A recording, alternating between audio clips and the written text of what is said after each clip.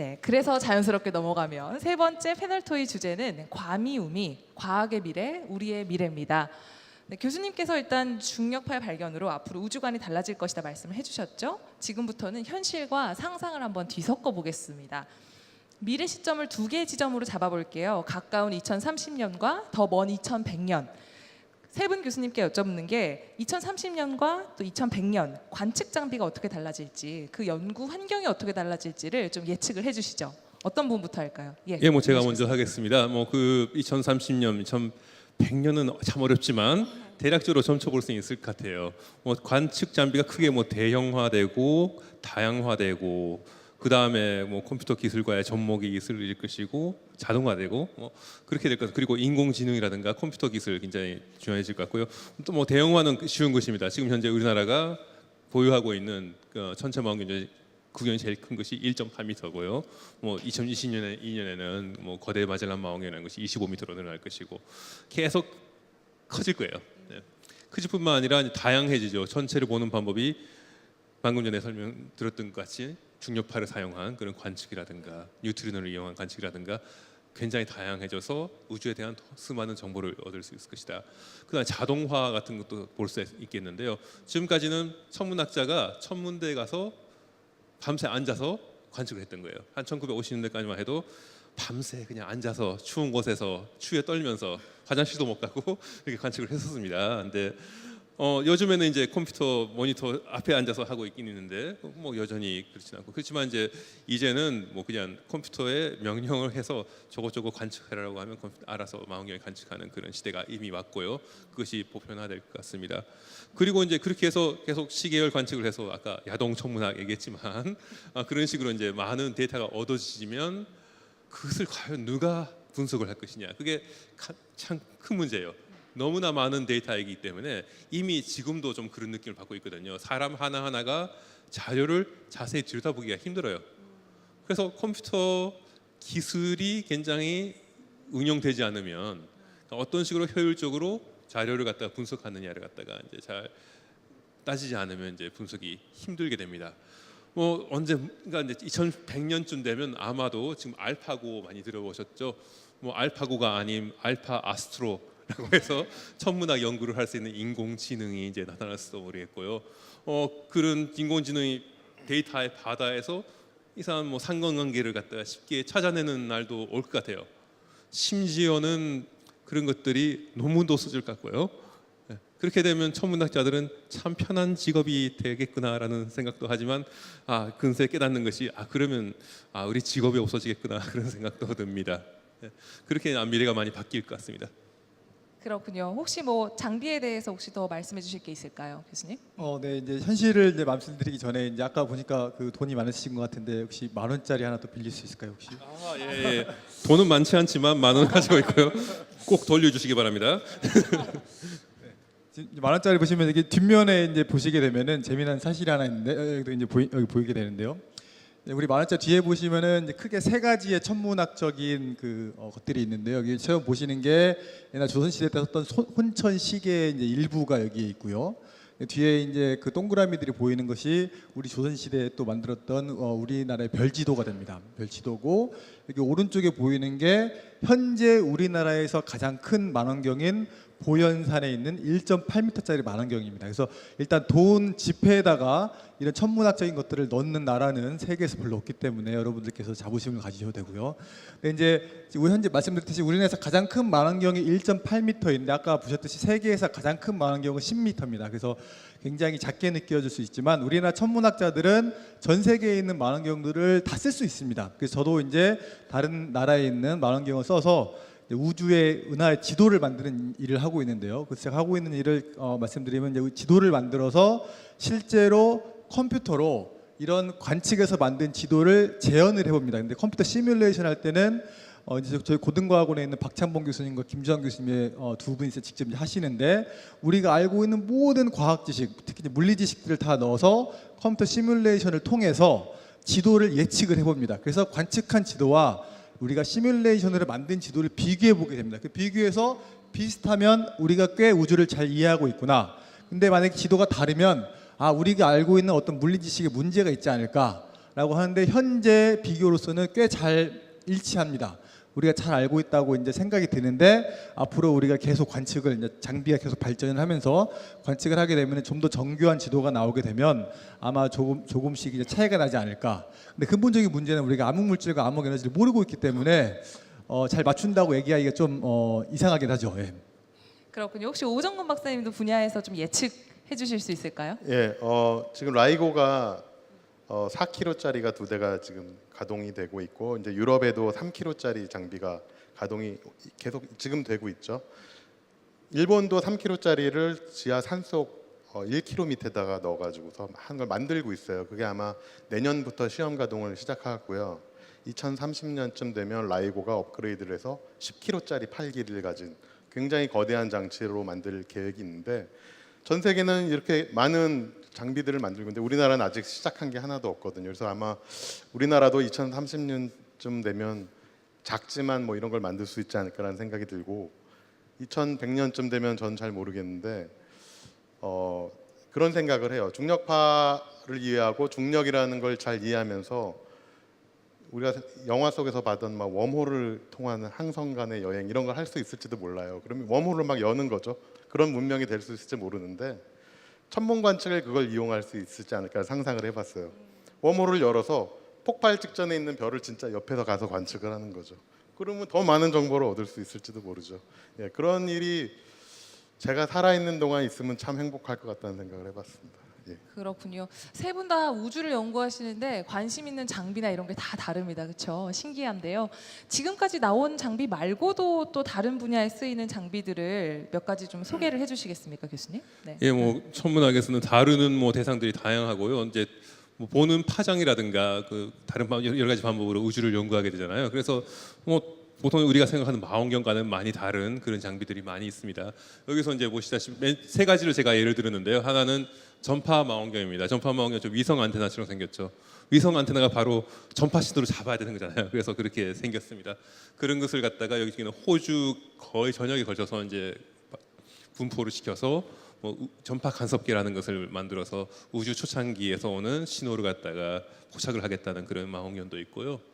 두 번째 거는 이제 스위프트라고 하는 우주 망원경인데요. 제가 강연 중간에 아마 반짝반짝거리는 그런 감마선 폭발을 갖다가 보여드렸죠. 감마선 폭발을 갖다가 감지하는 것인데요. 감마선 망원경은 감마선 빛이지만 거울로 모을 수가 없어요. 감마선 입자와 같은 고에너지 입자라서 그것을 하려면 먼저 이제 여기 그 퍼즐판과 같이 생긴 것을 갖다가 감마선을 투과를 시킵니다. 이게 두꺼운 부분은 투과를 못하고 다른 곳에서 오는 건 투과를 하겠죠. 그러면 밑에 있는 검출기에 이제 신호가 떨어질 것인데 이게 어떤 식으로 패턴이 신호가 나타나냐를 갖다가 봐가지고 감마선의 방향을 보게 되는 거죠. 그런 식으로 이제 거울 없이 전자기파 관측을 하기도 하고요. 그리고 이제 마지막으로는 뉴트리노 천문대의 한 예를 보여드리고 있는데 아이스 큐브라는 것입니다. 뭐 그 남극에 땅을 깊게 파가지고요. 남극에는 얼음이 많죠. 얼음 속에 이제 뉴트리노가 지나가서 만들어내는 그런 빛을 갖다가 그 얼음층 밑에 이런 검출기를 갖다가 많이 만들어서 검출을 해서 뉴트리노 신호가 어디에서 오는가를 알아내는 그런 장치입니다. 모두 보통 망원경과 매우 다른 모습을 보이고 있는데 유용한 도구입니다. 네, 장비 얘기가 굉장히 흥미롭습니다. 이런 장비들이라면 우주의 미래도 곧 연구가 될 거란 생각이 드는데요. 우주의 미래가 사실 SF 영화의 단골 소재인 거 여러분들 다 알고 계시죠? 지금까지 나온 SF 영화 중에서 그렇다면 가장 현실 가능성이 높은 그런 거를 좀 설명을 해주시겠습니까, 박사님? 네. 네, 저도 최근에 찾아본 건데 이게 뭐냐면 그 전파 망원경을 이렇게 쭉 배열을 해놓고 레이저 빛을 우주에다 쏘는 거예요.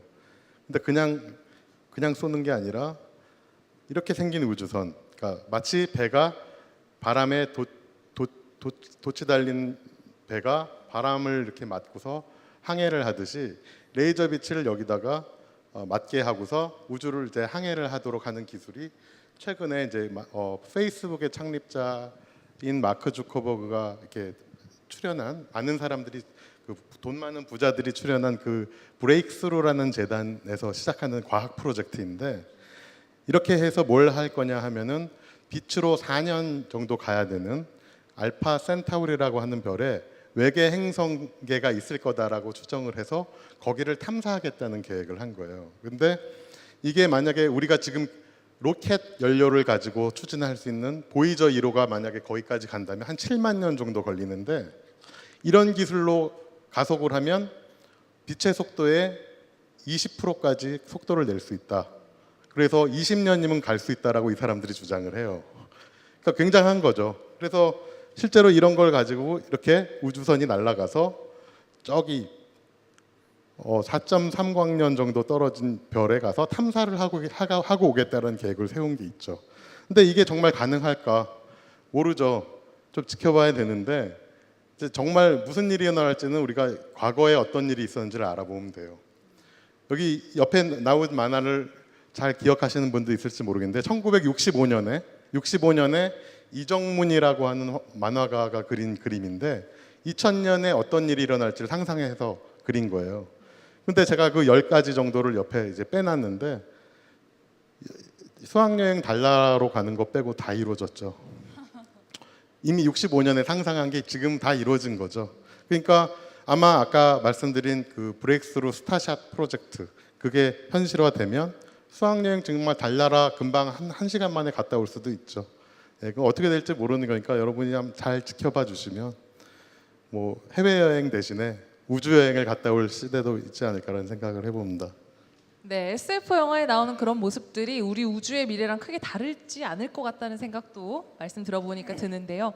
그러면 조금 더 자세하게 지구나 우주는 앞으로 어떻게 변할지, 그리고 뭐 임명신 교수님께서는 소멸한다는 말씀을 하신 적도 있는데 거기에 대한 세분 생각 한번 들어볼게요. 어떤 부분부터 말씀해 주시는 게 좋을까요? 뭐 제가 먼저 할까요? 뭐 이미 얘기를 충분히 했긴 하지만 사실은 뭐 그 확실하지는 않습니다. 소멸이 되지 않을 가능성도 여전히 남아 있기 때문에, 그래서 이제 저희가 이제 우주에 대한 연구를 열심히 계속 하고 있는 것이게 되겠고요. 그렇지만 적어도 지구가 태양이 이제 커지면서 적색선으로 변하면서 소실되는 것은 막을 수는 없을 것 같습니다. 근데 그런 거는 이제 거의 확실한 사실인 것 같고요. 우주론적으로 아주 긴 시간 같은 경우에는 그 동안에 우주를 이해하는 우리의 그 사고라든가 그 프레임워크가 어떻게 바뀔지도 모르기 때문에 약간 조심스러운 면이 있죠. 여기서 이제 제가 이렇게 소멸이 된다고 해서 이제 그것에다가 이제 많은 돈을 걸지는 않겠습니다. 네, 네. 혹시 다른 의견 있으신 분 좀 말씀해 주시겠습니까? 아니면 뭐 유사한 의견도 덧붙여서 주시면 좋고요. 사실은 뭐 모르니까 그냥 막 아무렇게나 얘기해도 되진 않을까 싶은데, 실제로 다른 의견을 가진 학자들이 있어요. 그래서 팽창하는 거는 우리가 현재 관측한 모습일 뿐이고, 우리가 만물의 이론이라고 하는 우주를 완벽하게 이해하는 이론, 그러니까 암흑 에너지가 뭔지를 이해하는 이론을 만들면 우주의 미래가 어떻게 진화를 할 것이다라는 걸 알 수 있다라는 측면, 이론적인 측면에서 이제 여러 가지 가설을 내놓고 아인슈타인의 중력 이론을 넘어서는 이론들을 이제 막 개발을 하려고 하고 있거든요. 그래서 그런 뭐 여러 가지 이론들에 따르면 우주가 꼭 가속 팽창하고 뭐 다 종국으로 갈 거다, 이거뿐만이 아니라 아니면 계속 반복되는 우주가 될 수도 있다라는 다른 학설들을 내는 분들이 있기 때문에 아직은 이론이 뭐다라고 나온 그 이론들은 너무 많아요. 춘추전국 시대라고 할 만큼 뭐 수천 가지 수백 가지가 되는데, 앞으로의 관측이 해야 될 일은, 관측과 실험이 해야 될 일은 그 이론들 중에서 어떤 게 틀린 건지를 계속 채를 거쳐서 걸러내듯이 해서 남아있는 이론이 뭔지를 알게 되면 과연 우리가 우주를 완벽하게 기술할 수 있는 만물의 이론을 만들 수 있을 것이다 라는 희망을 갖고 있는 거죠. 그렇군요. 아주 먼 우주의 미래를 생각하고 심지어 소멸할 수도 있는 그런 미래를 생각해 보니까 굉장히 경건한 마음이 듭니다. 오늘 청중분들은 그 우주의 미래에 대해서 그런 이야기를 어떻게 들으셨는지 참 궁금해집니다. 이제 질의응답을 시작하겠습니다. 아시다시피 슬리도 sli.do라는 사이트 들어가셔서 강연 개요에 있는 코드를 넣으시고 질문을 입력하시면 됩니다. 저희는 지금까지 강연 중에 이제 들어온 질문을 볼 텐데 아직 쓰지 않으신 분들은 지금 쓰셔도 늦지 않습니다. 잠시 저희는 질문 확인하도록 하겠습니다.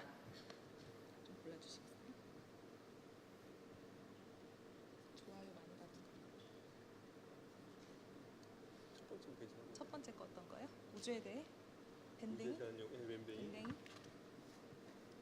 네, 첫 번째 질문은 제가 읽어드리도록 하겠습니다. 닉네임 밴댕이님이 써주셨습니다.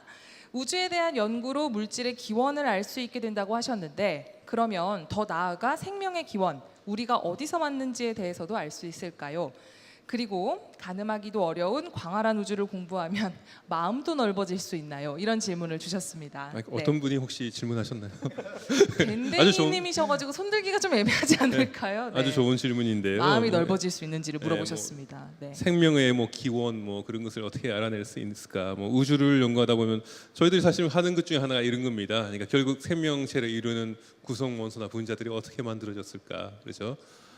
저희 몸을 이루고 있는 탄소, 산소, 그다음에 철, 그보다 더 무거운 원소들은 과연 어디로서 왔을까를 갖다가 이제 이해하는 것도 이제 생명의 기원을 이해하는 중요한 그런 연구인데요.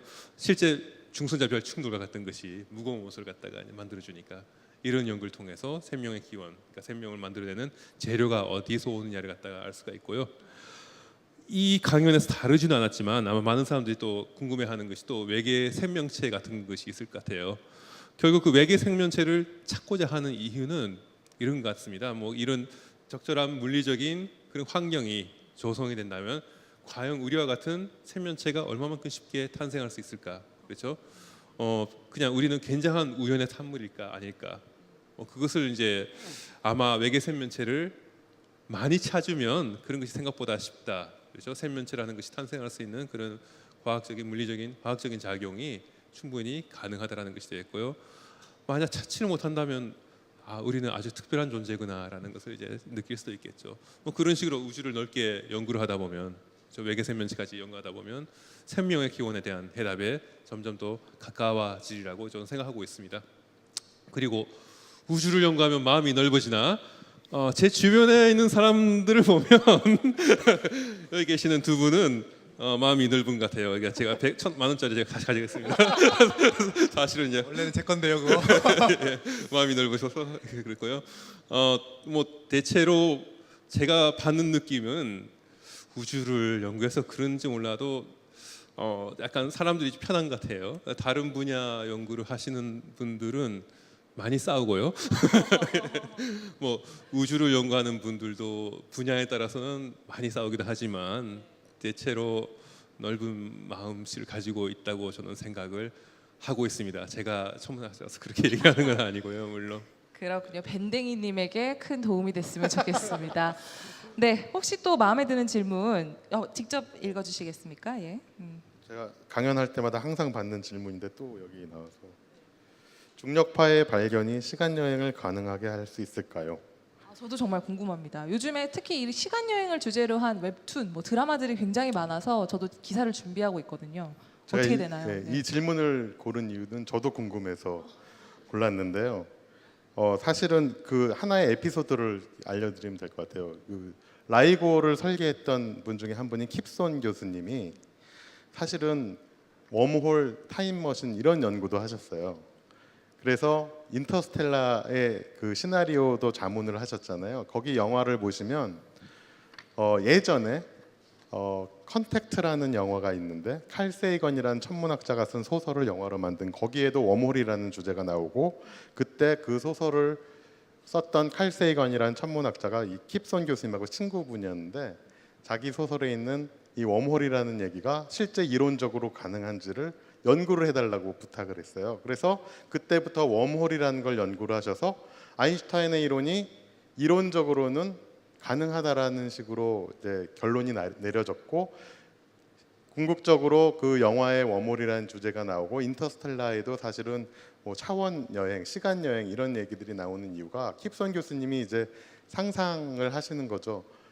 이게 우리가 중력이라는 이론을 정말 잘 이해하면 시공간의 이론이잖아요. 그러니까 시공간을 우리가 컨트롤할 수 있는 날이 오지 않을까라는 상상을 한 거고 항상 그런 문명이 있을지도 모른다라는 상상 속에서 여러 가지 연구들이 이제 이루어진 거죠. 그래서 사실은 저도 궁금해서 계속 연구를 하게 되는 이유이기도 하고 어떤 이론적으로는 이제 굉장히 논란이 많아요. 호킹하고 킵손하고도 시간 여행이 가능하네 안 하네요 아는데 아직 현재 지식에서는 어려울 것 같지만 앞으로 우리가 시공간을 정말 잘 이해하게 된다면 불가능하면 왜 불가능한지도 이해할 수 있을 것이고 가능하다면 어떻게 가능한지도 이해할 수 있을 것이고 그럴 날이 아마 오게 될 것 같습니다. 예.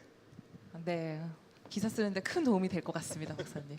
혹시 또 마음에 드는 질문 있으시면 네. 교수님께서 직접 소개를 해주시겠어요? 네, 읽어주시면 익명으로 됩니다. 은하는 균일하고 등방성이 있다고 하셨는데요. 은하단, 초은하단 등은 어떻게 형성되나요? 이거 굉장히 이제 중요한 질문을 하셨는데요. 이제 임명식 교수께서 설명해 주셨듯이 우리가 우주를 이제 봤을 때 크게 봤을 때는 균일하고 등방한데요. 근데 이제 실제로 가까이 보게 되면은 실제로 그렇지 않습니다. 그렇기 때문에 지구도 있고 태양계도 있고 어떤 천체가 존재하게 되는데 이건 옛날 얘기를 좀 돌아가다 보면 이제 옛날에 천문학자들이 우주의 온도를 쟀는데 우주의 온도가 평균적으로 약 섭씨 마이너스 270도라는 걸 밝혀냈어요. 근데 우주의 온도를 이쪽을 재고 저쪽을 재고 해봤더니 우주의 온도가 거의 비슷한데 더 관측 기술이 발달함에 따라서 보니까 우주의 온도가 약 100만 분의 1도가 조금씩 다르다는 걸 찾아냈어요. 그래서 약간 우주에 뜨거운 부분이 있고 차가운 부분이 있다. 근데 그 차이가 굉장히 작다. 그 사람들이 과연 이게 무슨 일 때문에 이런 일이 벌어졌을까? 라고 이제 여러 가지 그 이론들을 제시했는데 이제 방금 아까 이제 말씀드렸듯이 실제로 진공 에너지 얘기할 때처럼 겉으로 크게 봤을 때는 이게 물질들이 고르게 있지만 실제로 항상 가까이 가서 보게 되면은 이 양자역학적인 효과 때문에 물질들이 가만히 있지 않고 유동이 있게 됩니다. 유동이. 그러니까 물질이 많은 데가 있고 작은 데가 있고 이제 그런 것들이 멀리서 보게 되면은 그냥 판판하게 보이는 거죠. 그러니까 이런 작은 밀도 유동들이 우주가 팽창을 하게 되면서 이 중력 때문에 많이 있는 데는 점점점 커지고 적게 있는데 점점점 작아지고 그래서 이렇게 이 작은 양자역학적인 양자 유동이 바로 우리가 만드는 천체 씨앗이 되게 돼서 지구도 만들고 은하도 만들고 은하단도 만들게 됩니다. 예. 그렇군요. 네. 굉장히 중요한 질문을 해주셨습니다. 굉장히 눈빛을 반짝거리면서 열의에 차서 말씀을 해주셨어요. 저희 뭐 잠깐 분위기도 환기시킬 겸 플로어에서 질문해 주실 분, 네, 저희 처음 오신 분께 먼저 기회를 드리겠습니다. 네, 아까 저 뒤쪽에서 손 들어주신 분이 이번에는 손을 들지 않으십니다. 선생님, 네, 예, 현장에서 마이크 좀 전해주시겠습니까? 네. 저는 세 분한테 각각 한 번씩 세 가지 질문하고 싶어요. 첫째는 우주 탄생이 100억 년 전에 됐다 그러는데 그 100억 년 전 이전은 어떻습니까? 그다음에 두 번째 질문은 우주에 한계 영역이 있을 텐데 그 바깥에는 무엇이 있습니까? 그다음에 세 번째는 뭐냐면 암흑 에너지를 쓸 수 있다면은 백투더 퓨처에 떠 있는 그 스케이트보드 같은 것을 만들 수 있지 않겠습니까? 그게 세 가지 질문입니다.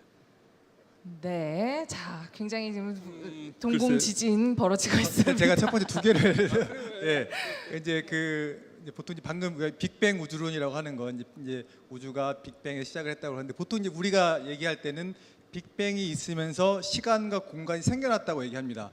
그러니까 이제 빅뱅 이전에 무슨 일이 있었느냐 시간을 논하는 거는 그러니까 시간이 그때 생겨났기 때문에 시간이 무슨 일이 있었나고 얘기하는 거는 시간 자체의 개념이 없기 때문에 답을 하기 어렵고요. 근데 아까 말씀하셨듯이 빅뱅 이전에도 다른 우주가 있을 수 있기 때문에 또 다르게 대답을 할 수 있고요. 그럼 우주가 우리가 이제 이렇게 클 텐데 그 우주 뒤에는 또 뭐가 있습니까라고 질문을 많이 하시는데 우리가 답은 보통 이렇게 합니다. 우주는 무한합니다.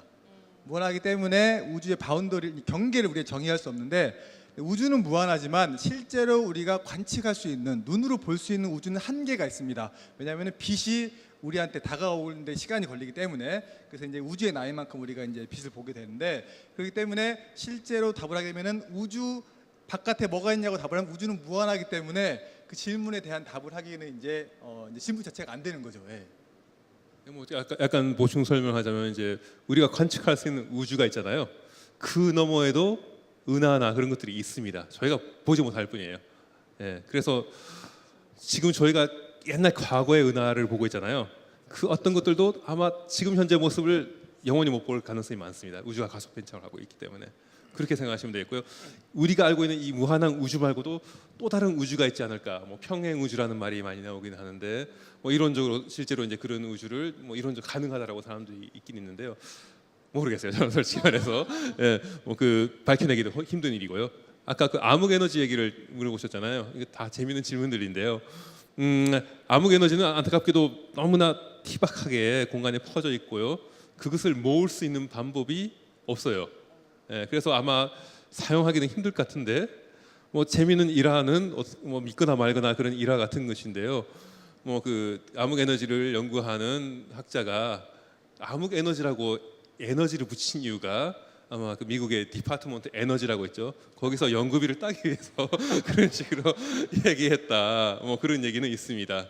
그래서 먼 훗날에 혹시 가능할지도 모르겠지만 현재로서는 가능한 방법으로 생각할 수는 없어요. 네. 그렇군요. 혹시 뭐 또 네. 예.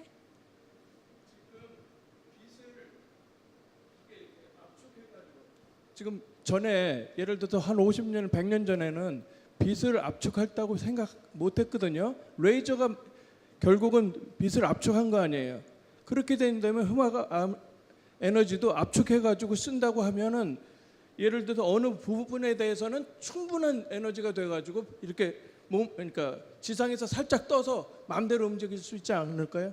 네, 짧게 마무리해 주시면 좋을 것 같아요. 예, 오정근 박사님. 예, 그럴 수 있을 것 같은데요. 사실은 그 암흑 에너지라고 우리가 몰라서 불렀지만 양자역학적으로 에너지 상태가 음수인 상태를 만들 수 있어요. 그걸 이제 캐시미르 효과라고 하는 건데 실제 두 개의 금속판을 붙여놓고 전류를 흐르면 이 판 사이의 에너지 상태가 음수가 돼요. 그러니까 그게 약간의 뭐 암흑 에너지와 유사한 에너지 상태를 양자역학적으로 구현한 거라고 이제 뭐 말할 수도 있고 아닐 수도 있어요. 근데 그런 어떤 우리가 모르는 이론상에서 어떤 그런 암흑 에너지와 유사한 상태들을 만들어낼 수 있고 그게 공학적으로 이용이 가능하다면 뭐 스케이트보드 그런 거는 충분히 먼 훗날 아니면 가까운 미래라도 할 수 있을지 모르죠. 근데 현재 기술로는 그거는 사실은 이론조차도 모르고 있고 어떻게 생성되는지를 모르기 때문에 현재로서는 조금 가능하다고 말씀드리기는 어려울 것 같아요. 네. 그럼 이제 다시 슬리도로 넘어가 보겠습니다. 좋아요를 두 번째로 많이 받은 남초님의 질문입니다. 세계적 천문학 연구 수준과 비교해 한국이나 서울대의 천문학 연구 수준은 어느 정도인가요? 그 차이는 좁혀져 가고 있나요? 벌어져 가고 있나요? 굉장히 민감할 뭐 수 있는 질문입니다. 네. 제가 한번 대답을 해보겠습니다. 노력을 서울대 해보겠습니다. 대표로서 한번 말씀해 주시죠. 그 세계적 천문학 연구 수준과 비교해서 연구자 개개인의 역량은 전혀 뒤떨어지지 않는 것 같고요. 저희들도 사실은 세계에 있는 그 최고의 시설들을 갖다가 저희 소유는 아니지만 사용하면서 좋은 성과를 내고 있고 그렇기 때문에 실제로 뭐 옛날에 어떤 단체에서 그 우주 천문 분야의 그런 연구 논문의 경쟁력을 갖다 측정한 적이 있었는데 그때 의외로 세계 2위라고 돼 있었어요. 1인당 그런 게 저도 못 믿기 해서 너무 놀라면 안 되는데 제가 이 시점에 그러니까 100점 만점에 99점 그때 기억나 그거 말씀하시는 거. 큰가요? 과총에서 했던 어딘가에서 했던 건데요. 예. 뭐 그래서 깜짝 놀란 적이 있었습니다. 근데 뭐 1인당 그런 능력이니까 그러는데요. 뭐 다른 또 서포팅하는 인력까지 다 합치면 외국에는 그런 사람들이 많기 때문에 그런 차이가 날 수 있다는 생각을 했었는데 그 연구 역량은 좋구나 그렇게 생각하고 있습니다.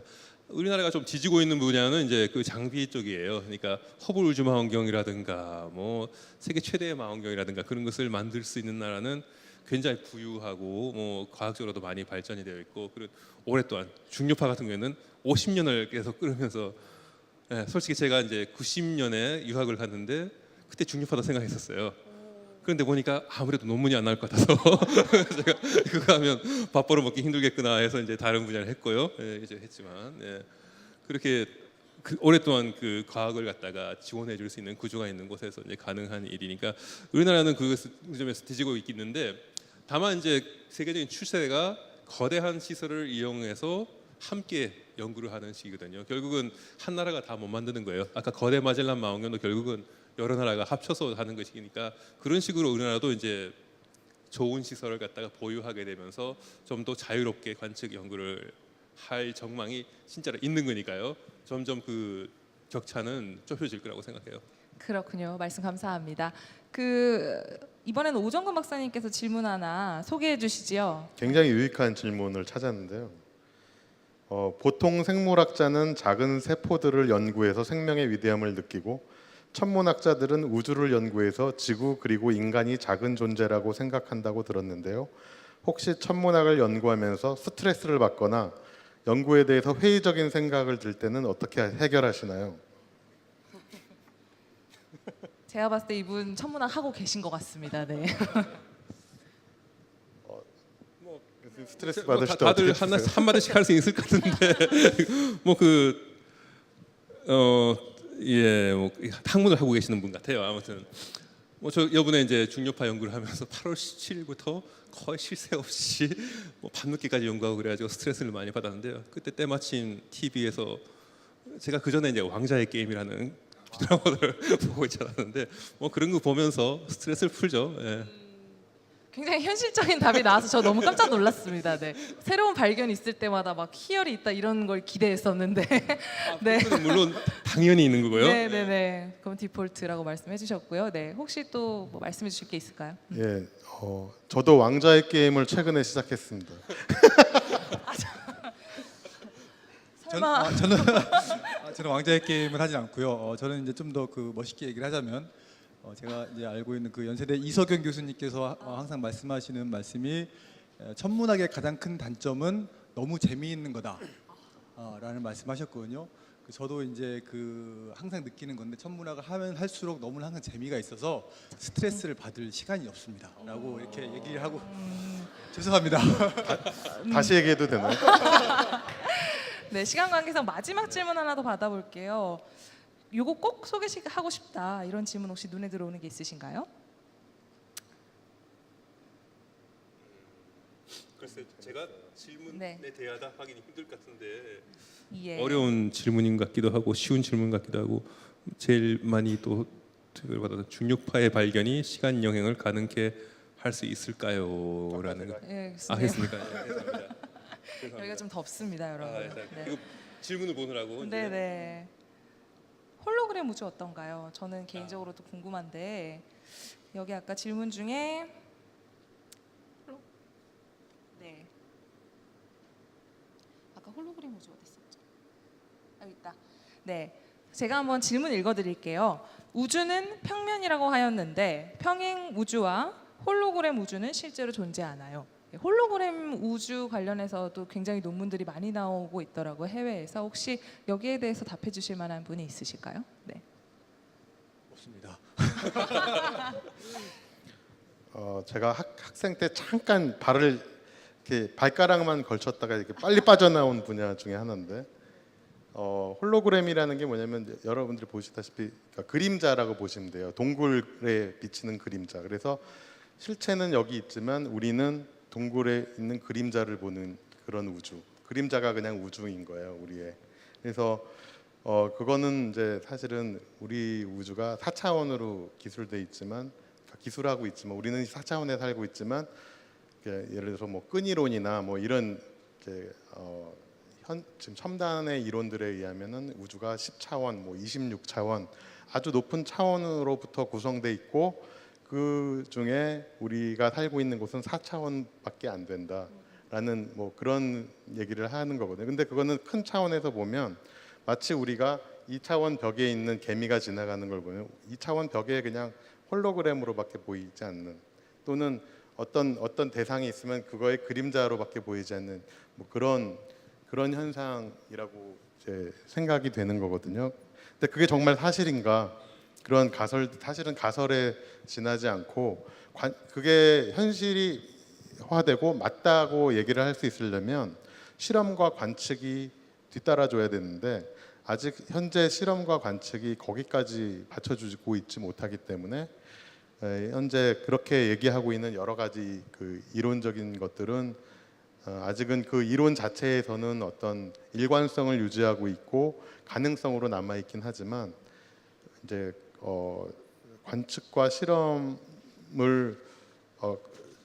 상당하게 중요하게 여기는 천문학이나 천체물리학의 입장에서는 아직은 이제 향후에 검증해야 될 대상들 중에 하나라고 생각을 해요. 그래서 사실은 그거 자체를 공부하는 것도 재미는 있는데 현실과 너무 동떨어진 이야기들이 많기 때문에 저는 이제 예전분에 그걸 성리학이라고 생각을 하고 그냥 우주의 신비를 머리로 생각하는 성리학을 하고 있다고 예전에 생각을 한 적이 있어요.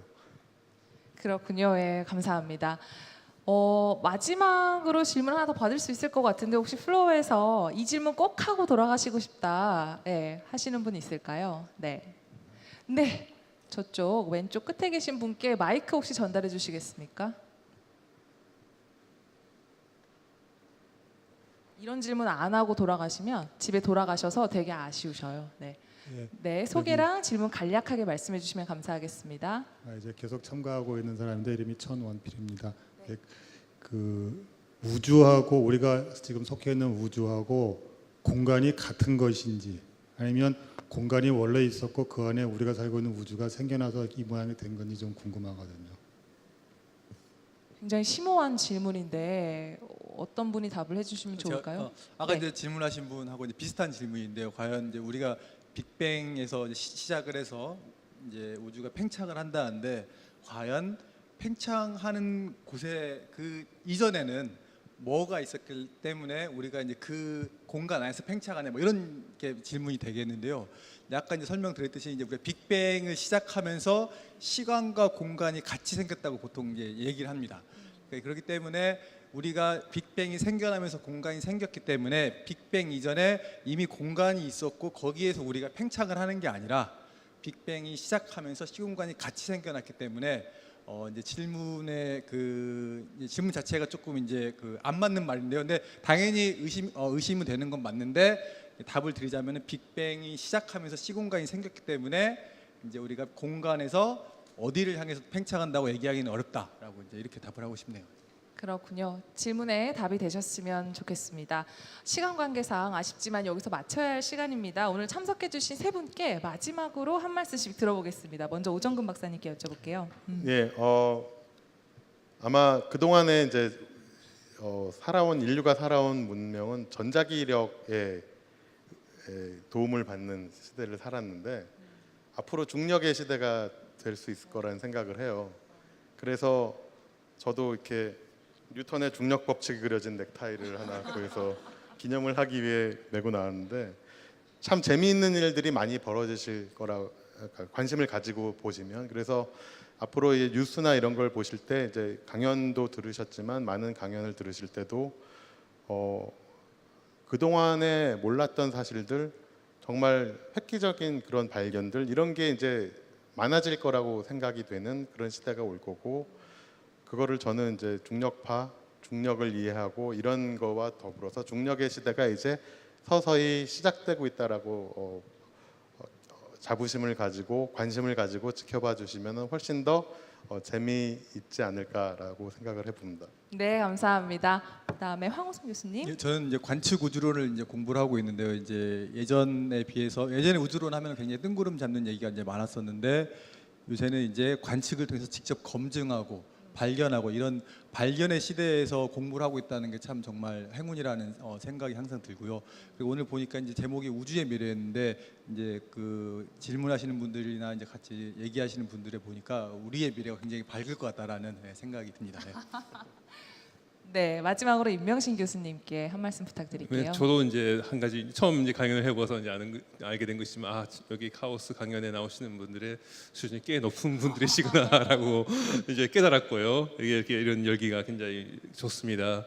뭐 그 옛날부터 그렇겠지만 우주를 이해하는 그런 노력들이 많이 있어왔잖아요. 근데 그것이 결국은 인류 발전을 이끌지 않았을까 그런 생각을 합니다. 상대성 이론, 케플러의 법칙, 그것을 설명할 수 있는 뉴턴의 중력 이론 그런 것들 알게 됨으로써 이제 결국 우주에 대해서 알게 되고 과학의 발전이 이루어지고 그렇거든요. 그래서 10의 72승령이라는 아주 먼 미래 이야기 같기는 하지만 결국 이런 우주를 제대로 알고 우주의 미래를 이해한다는 것이 결국은 우리의 더 나은 미래 세상을 갖다 만들기 위한 노력 중에 하나라고 생각이 되기 때문에 앞으로도 더 열심히 이제 우주 연구를 계속해 나갈 생각입니다. 네, 멋진 패널 투어 해주신 세 분께 다시 한번 큰 박수 부탁드리겠습니다. 네, 고맙습니다. 다음 주 마지막 강연은 미래의 기원이라는 주제입니다. 미래과학이라는 주제를 다루면서 저희가 과학적으로만 달려왔다면 다음 주는 과학과 철학과 상상력이 결합된 재밌는 주제가 될 것 같은데요. 이 강연을 통해서 1%의 아쉬움이 있으셨다면 다음 주에 모두 충족이 될 거라고 믿어 의심치 않습니다.